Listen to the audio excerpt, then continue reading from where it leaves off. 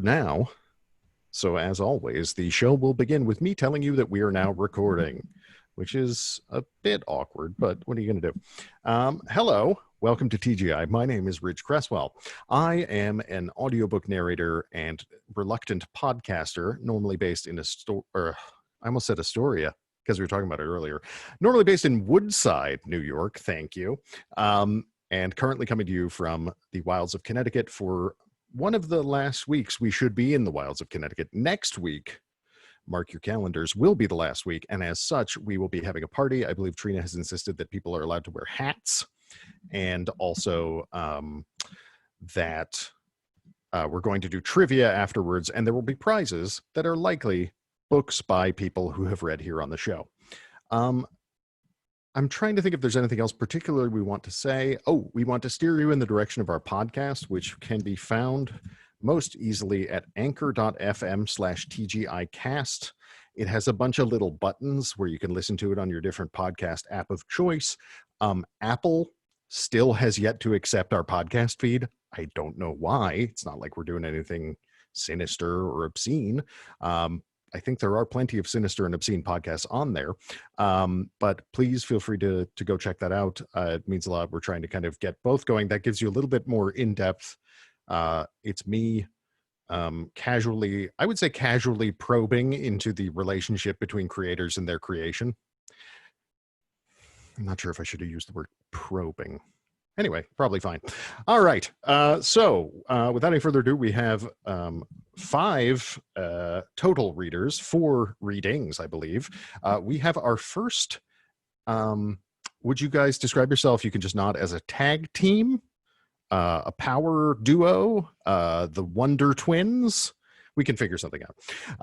Anyway, we're very excited. So I think we'll just get going without too much more silliness for me, although I am in a good mood tonight. And a lot of times right before we do the show, I sit here and I go, I just want to lie down.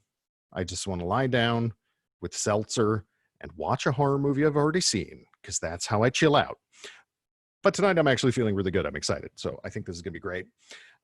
So our first reader is Eleanor Boudreau. She is a poet who has worked as a dry cleaner and as a radio reporter. Her first book, Earnest, University of Pittsburgh Press 2020, won the Agnes Lynch Starrett Poetry Prize and will be published on September 8th. Her poems have appeared in American Poetry Review, Tin House, Waxwing, Willow Springs, and other journals. Currently, she is a Kingsbury Graduate Fellow at Florida State University, where she's finishing her Ph.D. Without any further ado, Eleanor, you can unmute yourself and take it away. Hi, everybody. Thank you so much for having me. I'm really thrilled to be here, and thank you all for coming and listening. In Earnest, the speaker, I call her Eleanor, writes postcards to her on-again, off-again lover. I call him Earnest, and I'm going to read the first of those postcards now. The front of this postcard, it's a black and white image of a wave crest. Okay, Earnest postcard. A long time ago, the Greeks poured out of their horse and stormed the city, and there was nothing the Trojans could do.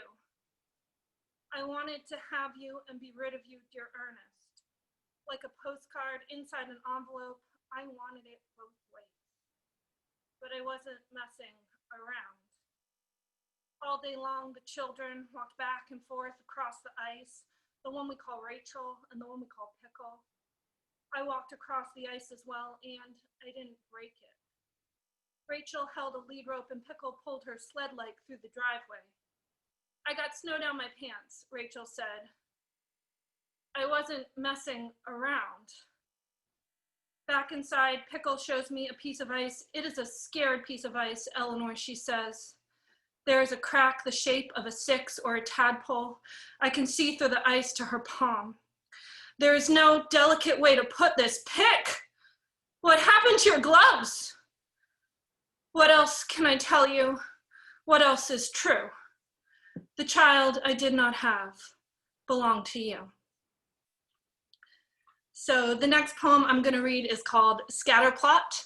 And this was mentioned in my bio. I used to be a radio reporter, so that's all you need to know. Scatterplot. I would never compare men to God, but let me start by saying, names or not, they all respond or don't respond to you. The vacuum sucks a desert from the carpet, room, room. You enter and say words to me, words I do not hear until you tear the cord head out. Nothing, you say, happens in a vacuum. An argument proceeds from here, and you tell me to go to hell. I think I would like hell. Hell, at least, is just, its pain intelligible. Unlike this world so full of double standards and double talk and the double question. So this is or is not about my faithlessness. I thought we'd live happily ever after. Ha, ha, ha. I like to laugh an art that's empty and not tragic. Now Monday on the radio, I say bombs kill civilians in Kabul. A parade moves down South 4th Street. Of course, I would never compare the two. All events are separate, discrete, but they happen simultaneously. And from behind a soundproof pane, my boss gives me 2 thumbs up. Anything is better than dead air. The only constellation I can recognize, Orion's belt, lowers in the sky. Nothing surprises me. Art has not taught me to be ethical, but the form of this feels wrong, wrong, wrong. We weren't meant to be just bright points in space and time. There were supposed to be chords, strings connecting us, if only in thought. And the chords were supposed to mean something to you as well. I care for nothing in your absence. So unsurprisingly, Eleanor doesn't marry Earnest. She marries someone else, but the guy she marries is a lot like Earnest. This is, you marry a man. You marry a man and you think his blood is red. Turns out it's not, it's purple. This doesn't matter, it's not why you married him, but you did. You thought his blood was red. And he has never read Shakespeare, knows nothing of the quality of mercy, but he reminds you every day that you are not Shakespeare. You know you're not Shakespeare, Eleanor, he says. He says this to you as you peel and eat a doleful, dull banana. That is fine too. When you habitate with someone, he is saying now that habitate is not a word in the dictionary, and maybe not in the dictionary, but I heard it on a nature program. Who died and made you police of the English language? You have to put up with a few statements of the obvious. Example, what are you doing?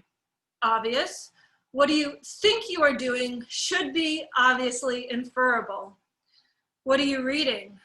This is what they make book covers for. But it could be worse. He could be saying things that are untrue. He could be saying things that are wrong. I invite you, my darling, to consider the difference between untrue and wrong. I feel you often avoid saying things that are untrue by stating the obvious. I feel you often say things that are wrong. And then there are 2 ways of looking at. The banana on the counter. With its ends pointed up, it looks happy, looks, in fact, like a smile. But with its ends pointed down, it looks doleful again. Or maybe it's just that we have different definitions. I thought I do was self-explanatory. You didn't. We have different definitions of pain. What I think hurts and what you think hurts me are very different. And it's not just the things you think, but the things you don't think that hurt me as well. I bleed, don't you see? This is not about whose blood is redder. You're an alien, and I forgive you, even that. But I bleed. The point is, I bleed. And then he says, I have the dictionary on my lap. You don't own the dictionary, baby. We both own it. The speech that ends all conversation. There is nothing to be said to heal this. I have the dictionary in my lap. Look at the words betraying their meanings. Betray is in desert in time of need. Look at the words, betraying their meanings. Betray is in reveal. Look at the words. So I only have one more poem to read. This poem is called If Tony Hoagland Was Right. I was in a workshop with Tony Hoagland, and that's, he assigned us all to write poems that spoke to God. So that's where this poem started. If Tony Hoagland was right, poetry should talk to God, but herein lies a quandary. If God knows everything, then what is there to say? We need intermediaries? Perhaps my teacher was right again, and poetry should also tell a story. In the parking lot of Dairy Queen, Eleanor and Earnest smoke and rest their cups of soft serve ice cream on the roof of her husband's Ram pickup. The ice cream looks like horns, but sweats like flesh. The truck is hot and numb, she thinks, mechanical. A beautiful machine means nothing. Eleanor is naive, not dumb. Earnest watches TV through an adjacent sports bar window. A game played in a dome, soccer, the World Cup, I think. And on the Techni green, a player rise and rise with pain he does not feel. I faked it, and I can tell you that ain't real. Dear God, you know how to keep a secret. I suppose I can tell you now, I never read The Fairy Queen, and I don't believe in allegory. Life has its start and stop and kicks perhaps, but play is not continuous. It's also useless to tell you it's not fair. Now my teacher is dead. Cancer. Horrible suffering. And I invented Eleanor and Earnest for some forgotten reason. They're both so lurid and despicable. All I know is I'm resisting the temptation to tell you this is wrong. But yes, yes, yes, yes, oh God, yes. I perform and am dishonest. Thank you. Wow, Eleanor, thank you so much. Really, both your work and your delivery are engaging. Sounds like it's not. What I mean is, I guess I mean more like riveting, grasping. I think you sort of presented this outlandish situation, and I gleaned, at least through your reading, that you also, you own up at the end to having it, invented these people, and you're speaking as Eleanor the poet instead of Eleanor the character. And yet all of this sort of artifice and metaphorical whatever is designed just to express extremely real internal human experience. And the thing that sort of worked really well for me in hearing it was I could tell that you yourself were touched by what you were reading in your delivery. And I have to, obviously having a character named after yourself, some of this is probably very personal. Did this start as a way of working out emotions, or was it always intended to be this creative end product? Well, yeah, I mean, I think that what are in the book, the Earnest postcards, which structure and organize the book, they started as Dear Diary poems. So instead of like 15 years ago, because I wrote the first drafts of these when I was like 20, I'm 36, I guess that's more than 15 years. But anyway, so they started out as Dear Diary poems, right? So instead of writing Dear Earnest, she would write Dear Diary, et cetera, et cetera. But there were kind of two problems. And problem one is that Eleanor Boudreau, like the real Eleanor, never kept a diary, like at least not past one entry. So I have no idea what people would put in diaries. I have poetry notebooks where I write images down. And then the other problem was that no one believed that Eleanor was speaking to herself, right? But what I will say about the Dear Diary poems is they were addressing a lot of different types of heartbreak, right? Like I really loved being a child, but I grew up and I'm not a child anymore, and I don't actually think it's quite as good, Mhm. right? So, you know, and there were other forms of heartbreak, you know, I won't go through them all, and sometimes it was romantic heartbreak. Mhm. But everybody, when they were reading these poems, like the only way people could read them was like, is this a breakup poem? I'm not sure if it's a breakup poem. It feels like you know, and the heartbreak I was writing about, I knew was more varied than just romantic breakup. Although you know, the core emotion of heartbreak was true. Mhm. But the way I kind of adjusted that was I addressed the postcards to Earnest, but there's kind of some questions hanging in the balance. Like, is Eleanor really sending these postcards to Earnest? Is he writing back? Things like that. Is this real? Is he really named Earnest? Mhm. And, you know, and I'm encouraging the reading that, like, yeah, Eleanor is me, but about 3/4 of the way through the book, you find out that both Eleanor and Earnest are personas of myself. And so the way they interact, to me, it feels emotionally true in the sense that it feels the way it feels like to be in my head. But it's not literally Sure. true. But, you know, I just did an interview for the podcast with Deirdre Fagan, who's on here right now. Hello. And we were talking about how at times you sort of will heighten elements of reality or twist something in order to get at the feeling truth. Yeah. Right? Because I don't know. I don't want to pontificate too much about whether or not objective truth exists, but certainly in the form of poetry, if it does, it might not be the most useful thing. So anyway, thank you so much again for coming on. And Ruth very kindly found a link for people to, I think, can you pre-order the book? It's coming out very soon, 2 Yeah. weeks. Yes, you can pre-order. Actually, some people already have their pre-orders. They ship them a little bit earlier. But thank you very much, Ruth, and thank you everybody for listening. Also, if I could just, before we move on, if I could just say thanks to my parents, because they did show up, and yeah, and thank you guys. I really had a great childhood. It was awesome. Right. Thanks, Eleanor. And I love whenever we have parents in the room. It's always very fun. And then I also, while I love it and I'm smiling, I'm going back and making sure I didn't say anything too rude. That's just me. I think I'm okay. All right.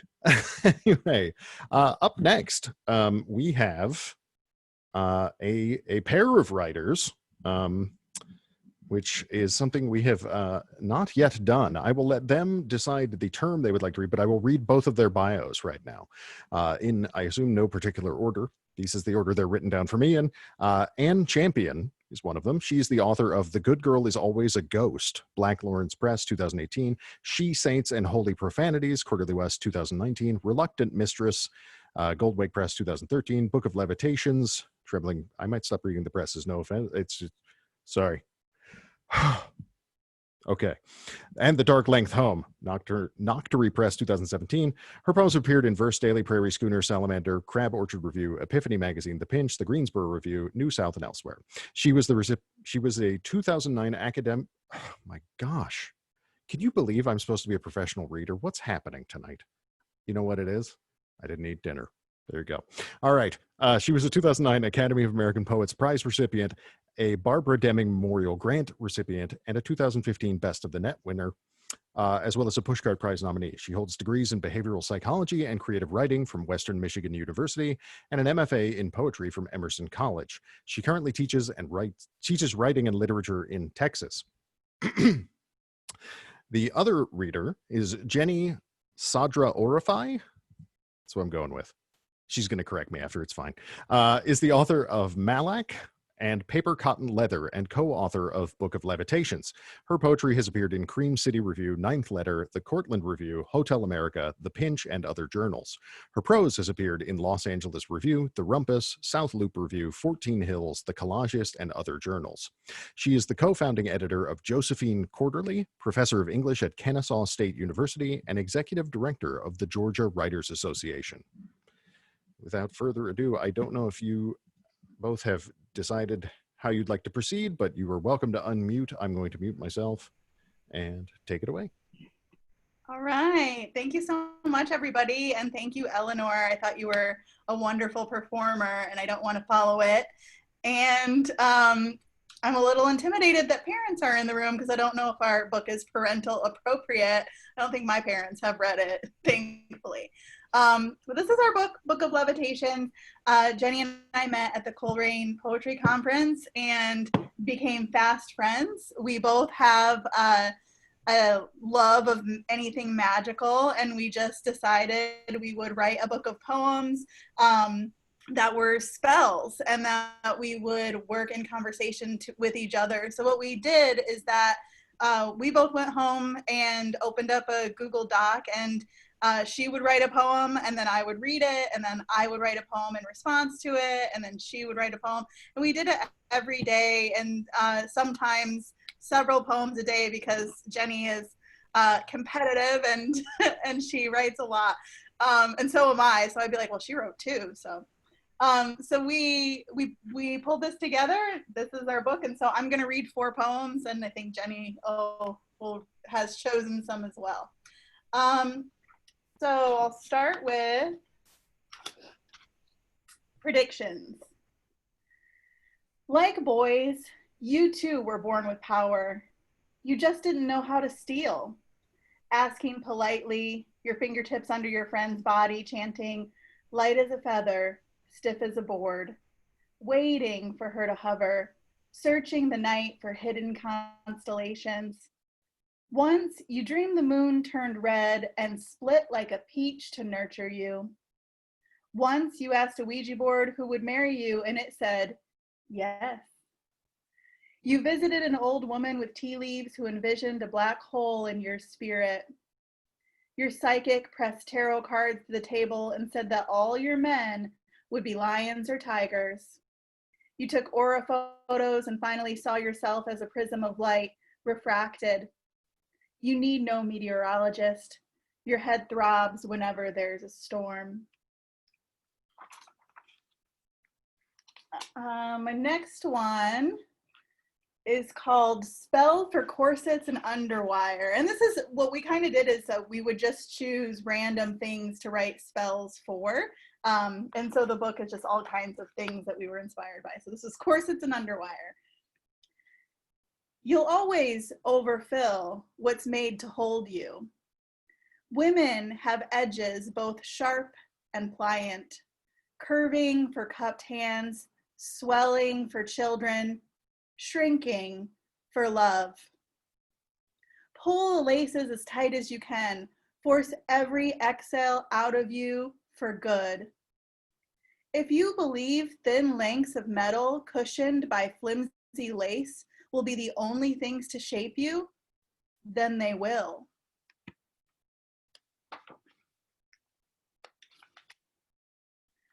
This one is always a hit. This is Spell to Stop Harassment. When he tells you to smile, baby, do it, but make sure it cocks like a gun. Make wind chimes of kitchen knives and hang them in every doorway. Find your sachet of baby teeth, bury them in your cervix, and wait for them to take root. When you have a shiny row of vagina fangs, fling your legs open like an umbrella in a thunderstorm.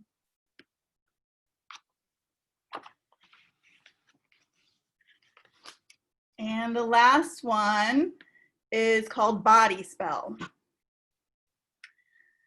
Resist making a list of its sags and disappointments. Focus on the way it burns, on all the garments it sheds, how it bears itself, how it bears others. The ways you kneel your body will define you. In prayer, in apology, in pleasure. Know that men will stare into your eyes like stained glass, that lips can concoct lullabies or nightmares. Every man that cups the breasts of a wicked girl will leave her feeling fever-ridden and holy.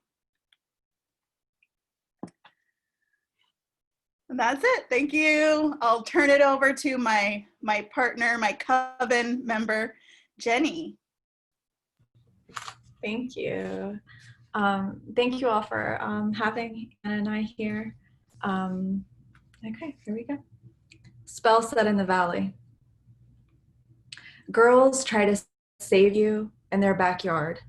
The trampoline dusted with leaves, they say they know the end is coming. You won't be taken by your ankles to the good place. The dip in mountain is a secret mouth. The girls are rotten molars. You aren't saved by them or anyone. You ask the valley to close her lips up, swallow the people to sleep.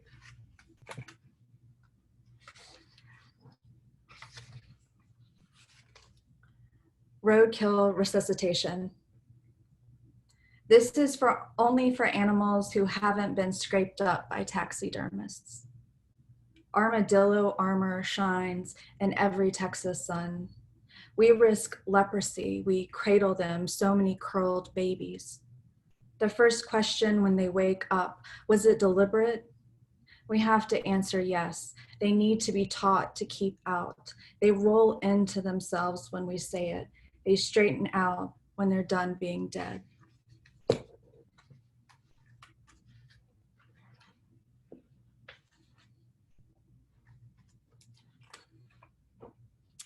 Spell for drained public pools. This will keep alive any animal living there.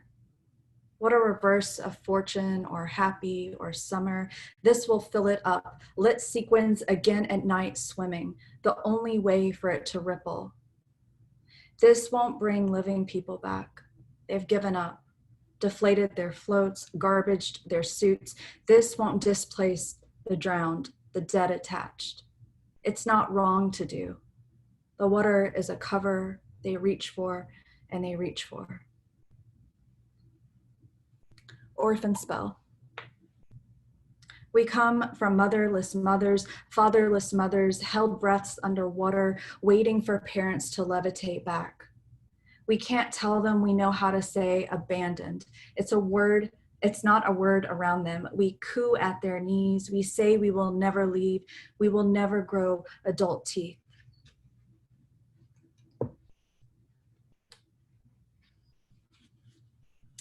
Saltwater spell. I wring an ocean out in a palm, leave it salted flat, walking against no wave, no schools peck at my leg. It would happen by all our hands if we let it. Coral evacuated. I tell dogs on the beach to lick salt from my feet.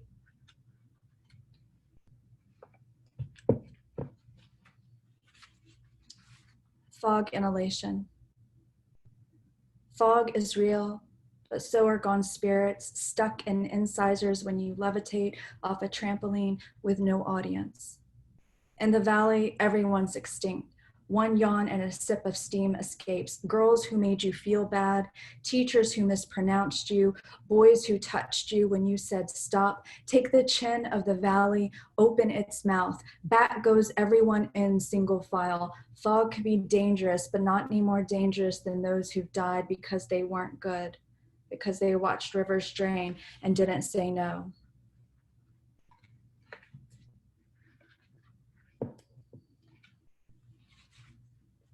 Weather vane. Every body bear will know, will say yes. I am desert, an open mouth, yes. An open hand, yes. Maybe a prairie. The neck, young and long, yes. Toes split by grass. Rain rolls into, pools on bodies. Reaching, we remind the water, don't take our weather, don't use it against us. And here's the last poem. Thank you guys so much for listening and for being here and for having us. Spell for dying houseplants and flowers. What's more profane than silk flowers? Maybe plastic animals. For the lazy, superficial, fearful of death, take the dying to the always living. String of pearls to string of pearls. Queen Anne's lace to Queen Anne's lace. What wilt you'll say? What a best garden, what a bouquet in the foyer. Wow. Thank you both so much. Those were wonderful. And I love the idea of like a call and response writing process. I think that must be so inspiring for both of you, but also so I don't know, in my head, there's part of me that's like, that would give me real accountability, you know, and I know it's not that quite that practical, but maybe that's part of it.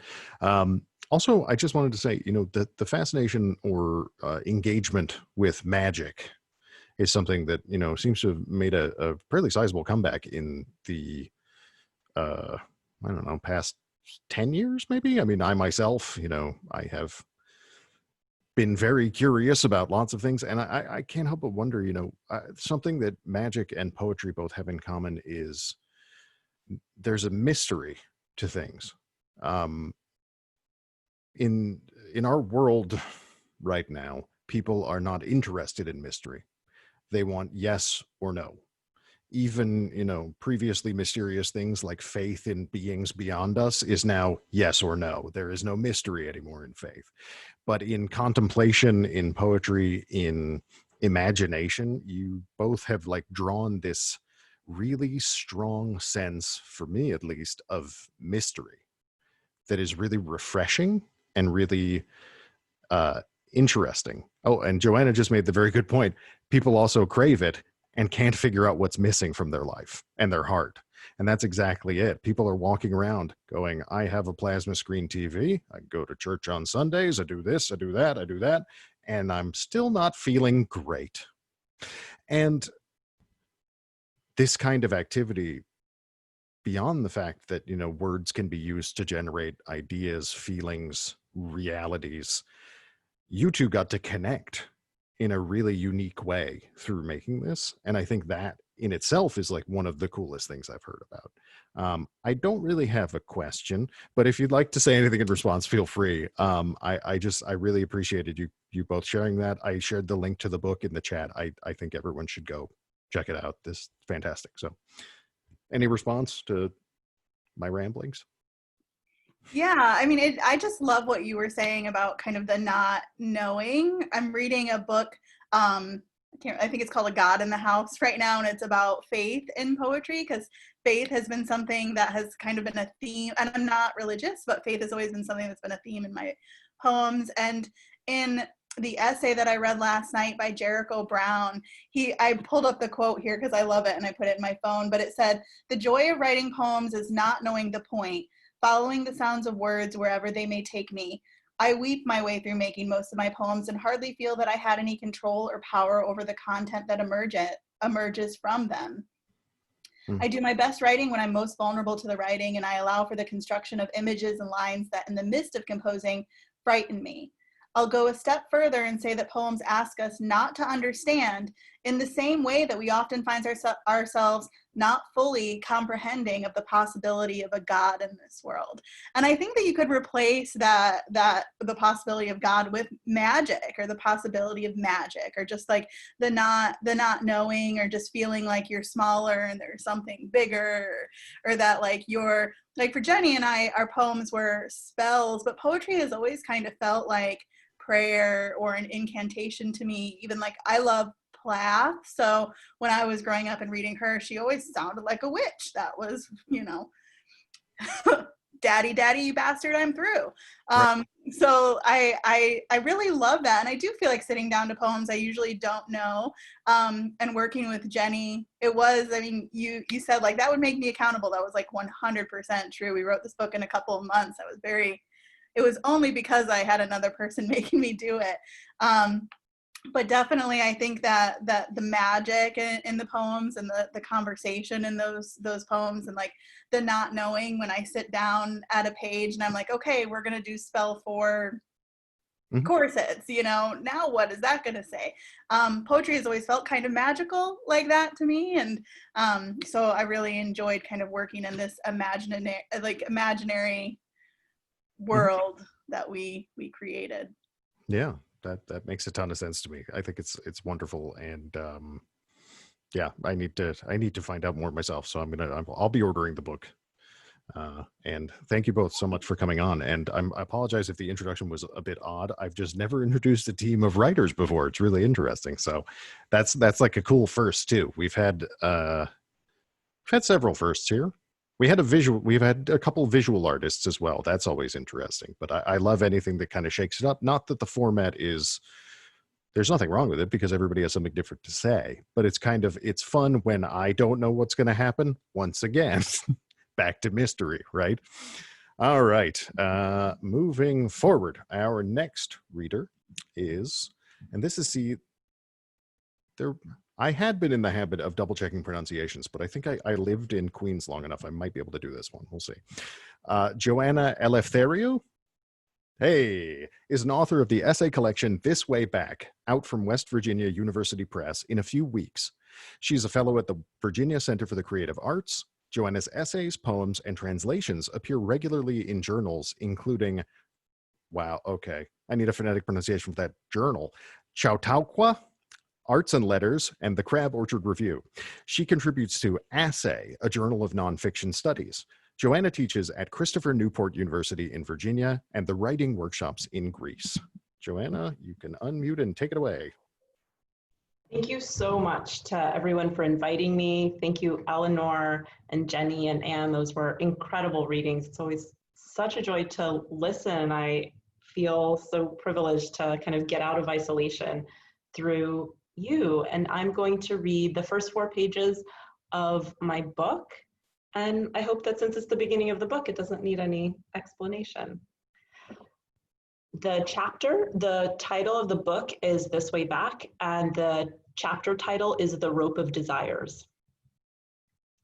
The easternmost village in the Cypriot Republic's southern state, Azgata rests 5 miles from the island's coast and 140 from Beirut, which lies southeast across the sea. Mud brick houses sink into a valley, the stone church of the 12 apostles hovers over a creek bed, and the hills rise up all around. From their peaks, the waters of the Mediterranean or the haze above it are visible. Gullied roads cut through the underbrush of terebinth, sage, and thyme, and into a sparse forest of juniper, wild carob, and pine. When the rains come, brown hillsides turn green. Poppies bloom against this green, red. Then almond trees blossom, also yellow daffodils, rock rose, and spiny broom. When my father died, this green that he loved had not yet dried in summer sun. It was April, the hills still bright, for the winter that preceded his burial was a good one.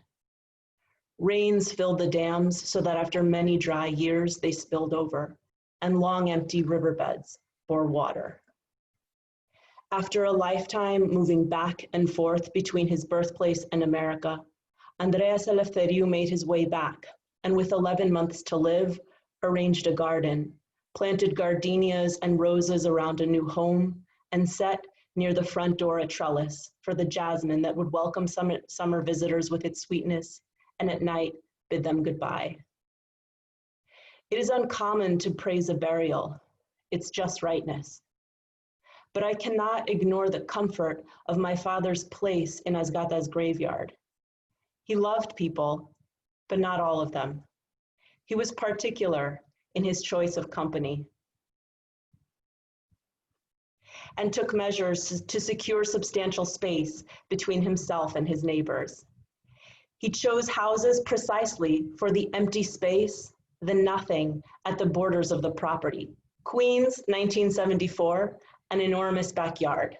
The Troodos Mountains, 1989, a ring of pine forest. Azgata, 1993, a carob-strewn tract belonging to the squabbling children of his Aunt Melanie. Baraklisha, 2011, a dirt road, an enormous hedge, and a thicket of weeds too narrow to build on that ever-rural zone.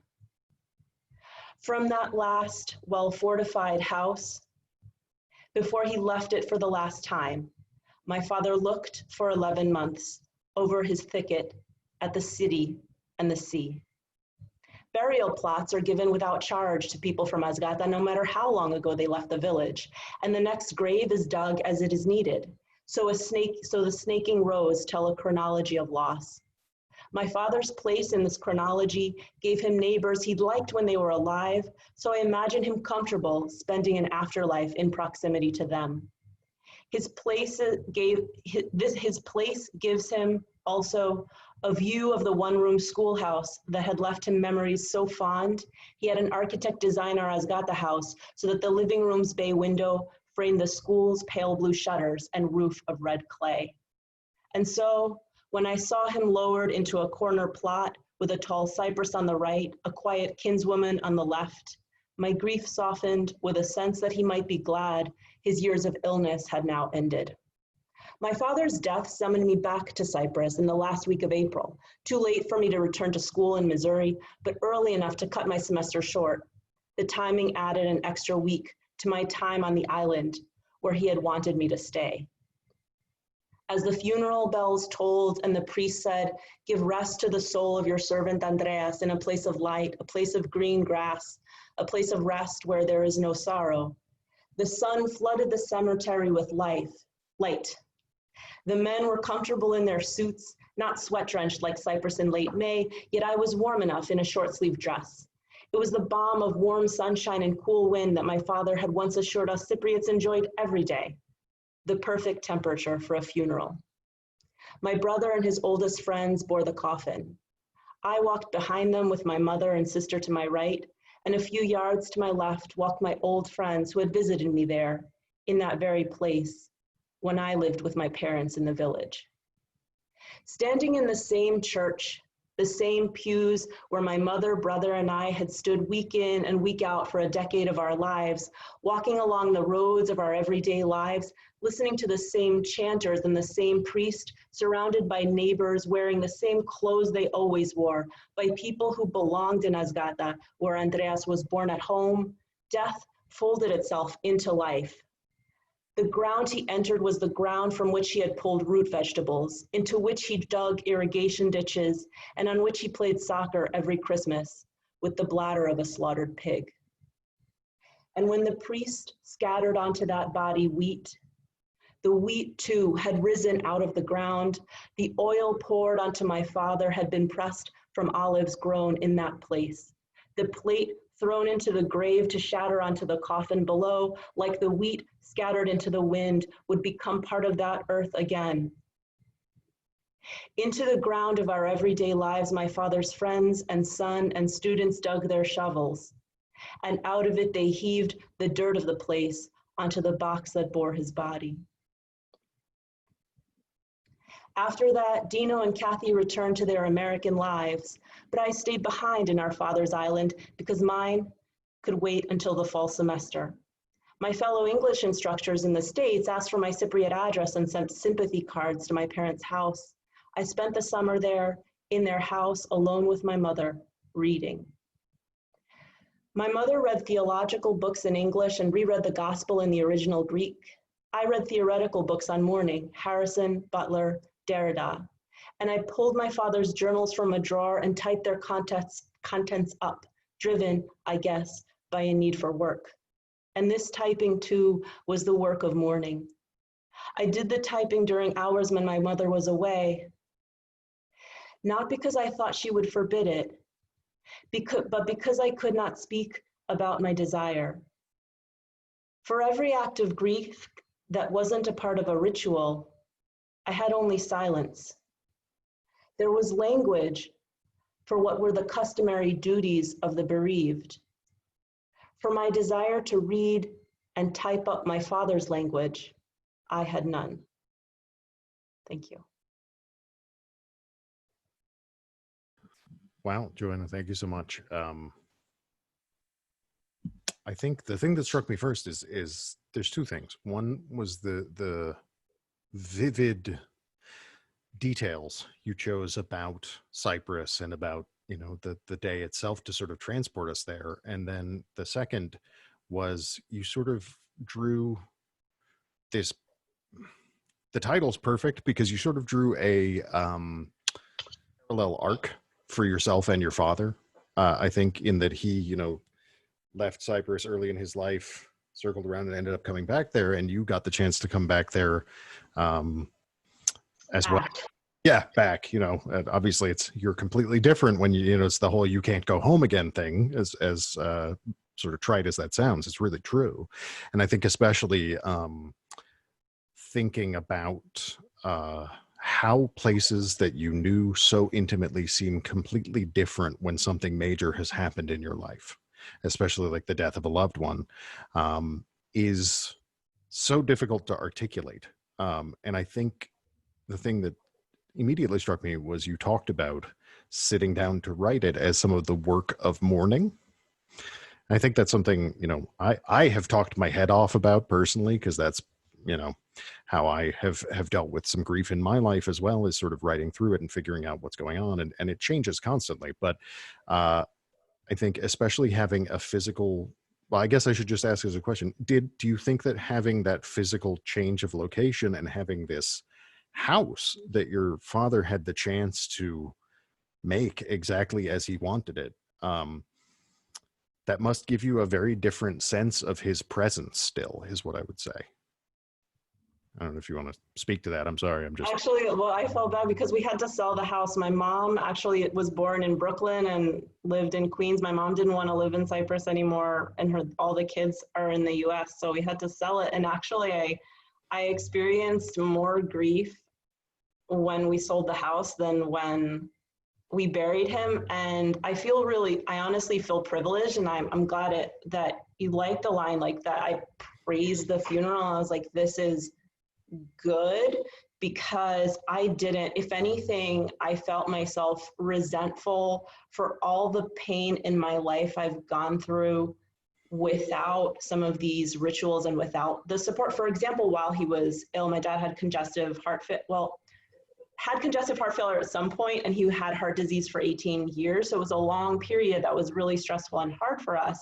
And then all the support comes with the death. And so one of the ironies was actually, and I had a really hard time, something I talk about later in the book, is coming out as a lesbian while being in this Greek Orthodox culture and loving, as you can see from even 4 short pages, I love the Orthodox Church and trying to say, and that I needed so much more support than I got there. And I had so much grief and pain, and I didn't have the relief that comes from having these rituals. And that irony really struck me. And so it struck me, I start the book with this place. My father died and I feel fine. Mm-hmm. Sure. So just briefly, my personal experience, my mother was sick for a very long time. When she passed away, there was a really weird quiet in my mind. Suddenly, everything was just, all the anxiety, years and years of fear and concern and all this stuff is just like kind of gone. And I distinctly remember when she was being lowered to where she is now, or her physical being is now, she's right by Southern Connecticut State University, and it was their field day, and Hey Ya by Outkast was blasting over the fence while we were all sitting there. And it's just kind of like, all right. Like, it's that totally bizarre, completely surreal experience at the same time as very real experience. And I think maybe that's part of what I was responding to some extent. And it also makes perfect sense that, the loss of maybe the house or belongings of people often serve as this sort of transitional thing for us. Yeah.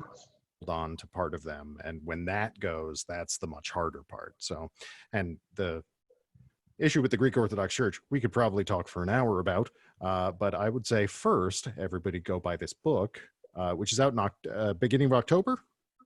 Yep. All right, so you got about a month. I put a link to it in the chat. Thank you. It is pre-orderable. Thank you so much. Thank you so much. Really, really appreciate your work and your openness. Thank you. Thank you. All right, our final reader this evening is Rebecca Watkins. She is an educator and writer. She earned her MFA in poetry and her MS Ed from the City University of New York. She has created and led poetry workshops in public schools, as well as smaller writing workshops for adults, and she's currently a contributing editor for River Literary Journal. In 2015, she was awarded a writing residency in Honduras and taught poetry at an orphanage and bilingual school.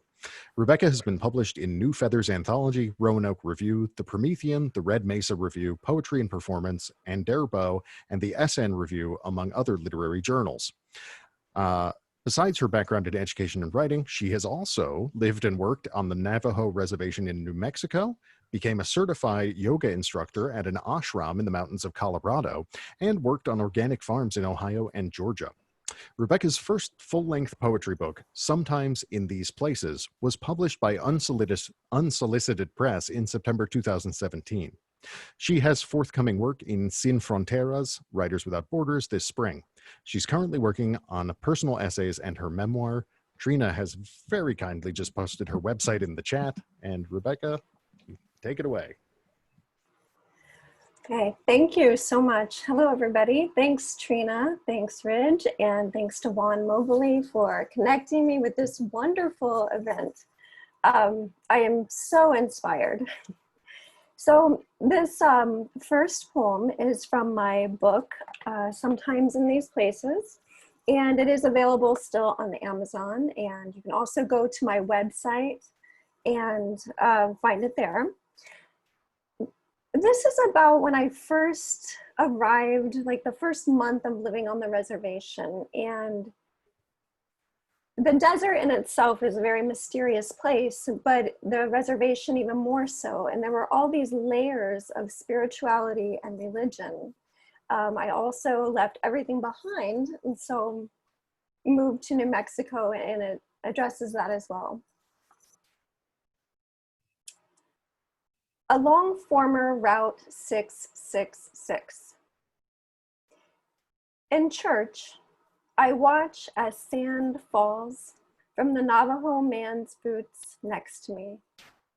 Imagine my legs around him, my mouth buried in his shoulder as we summon the old call. Last night, I dreamed I was bargaining with Napoleon.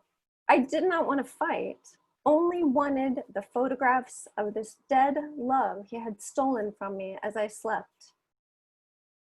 The Catholic brother asks us to pray, says life is not so long.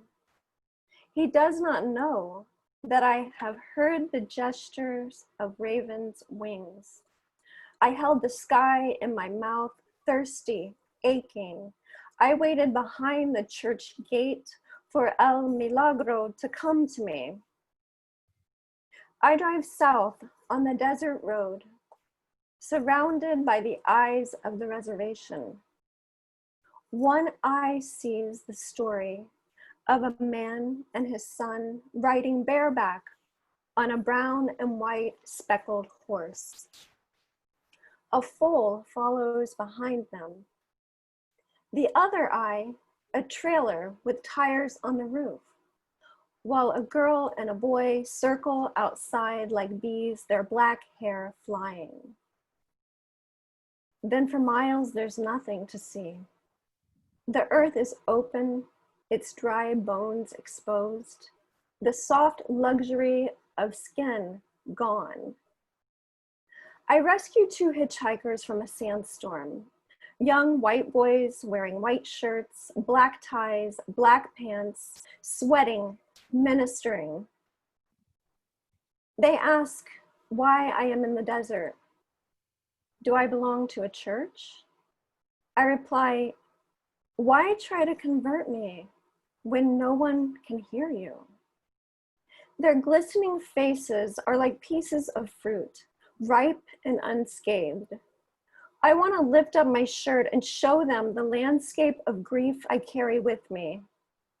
I want them to dig their fingernails into my ribcage and pull the words of remorse out like a stillbirth. They leave a pamphlet. On it is the face of Jesus, his heart bleeding with the betrayal of thorns. There are some roads no one can save us from.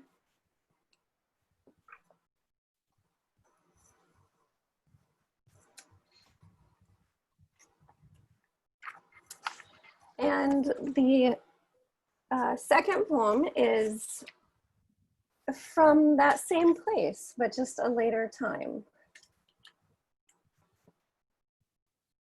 Searching. I wanted to believe I was heard that night. I stopped driving my car and leaned against the hood. on Route 491 South between Durango and Tohatchee. I conversed with the stars as if those swirling gases light years away could convince me my heart was more than a galloping horse caught against my sternum, moving me from one life to the next. I had escaped from the desert for a month and hid at an ashram in the Rockies, feeling like it might snow in July.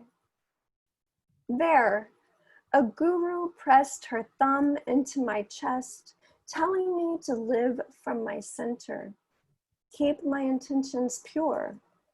Every day I chanted, Om Gam Ganapate Namaha, until the words worked their way into my tissues and I heard them in my sleep. But I knew down in Roswell they believed in aliens more than deities.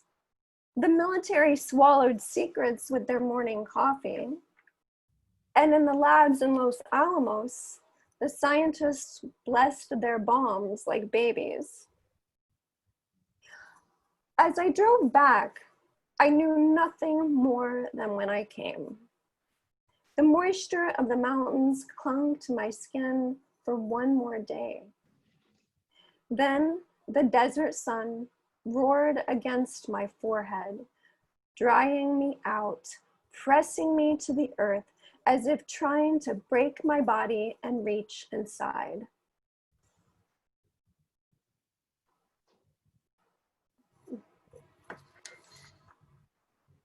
Okay, this is the last one, and this is a recent one. It just came out in New Feathers Anthology last month, and it's about the pandemic. The day I heard we reached 60,000 deaths, I noticed the slumbering rosebush in the yard had become a tumbleweed of thorns, brittle sticks, and blackened buds where life had trickled out. With my pruners in hand, I separated branches, thrust my body forward, welcoming the sting of thorns on skin, through my shirt sleeves, pinpricks through my gloves, a drum roll of small fires snagging my skin as I dove in. I snipped and lopped until a bare, wobbly outline stood, a house without curtains. Later, in the tub, my cuts stinging under warm water, I ran my finger over the puncture, the shape of a check mark or a wing, on the soft part of my belly. I thought about a girl I knew who cut herself. Those tight ropes of scars on her arms and her legs, a banner, a release, because sometimes crying isn't enough and pain is proof, however temporary, that she still stood. I felt no need to offer an apology. I knew the roses would return by July. Brash, pink shouts of summer when our grief is tenfold.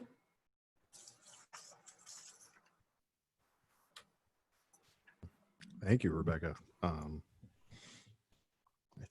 It's in responding, I feel like I need to separate it a little bit because first I'll just start with the last poem you read. It's going to be, I've been saying for a while that it's going to be interesting what sort of art comes out of all this, because people are just trying desperately to find a way to reconcile what is happening in the world with the world that we knew in, say, December or January. And I think, that the experience of desperately needing to do something, and possibly something destructive and something that probably hurts, makes a lot of sense. This is a way that human beings can digest what happened. I mean, it's shocking. You know, when all this began, I was very into the numbers. I got obsessed with numbers. I was checking. There's this website called Worldometers that's just like a bunch of statistics, and I was like looking at it every day, and that kind of had to stop at a certain point. But really, I remember being that shocked and that upset and that confused and that, frankly, I would say, regardless of anyone's political leanings, abandoned by the people who are supposed to take care of us. You know, the response, especially in America, has been dreadful, and the number of people, the amount of loss, talking to Trina's sister, who's an ER doctor, and just hearing these stories is really so, like, it feels wrong. And this is what I think I'm getting at. If I was to walk outside and on a sunny day see a beautiful bush full of roses, I would say to myself, you shouldn't be here right now. You don't match the rest of the world. So I think that was a perfectly powerful image. And that need for release is so profound and so human, and has come out in various ways, some positive, some negative, during all this. To just turn the page briefly, back to your other work.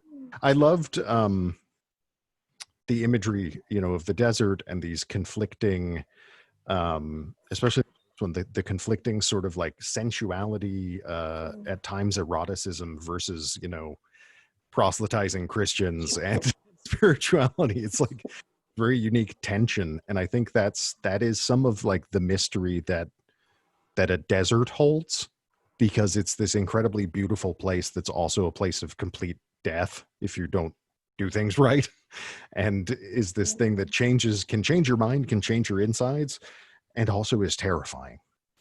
So I can imagine, did you go to New Mexico from New York City?